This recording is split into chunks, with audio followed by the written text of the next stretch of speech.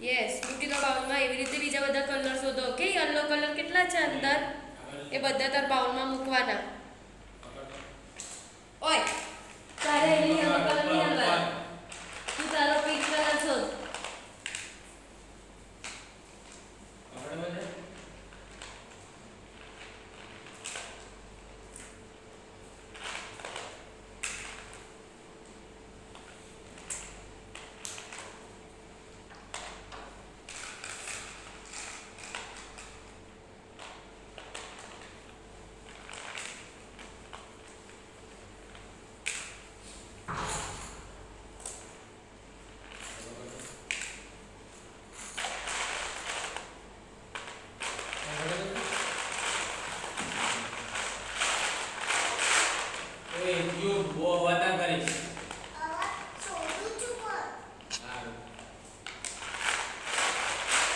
લે આ કલર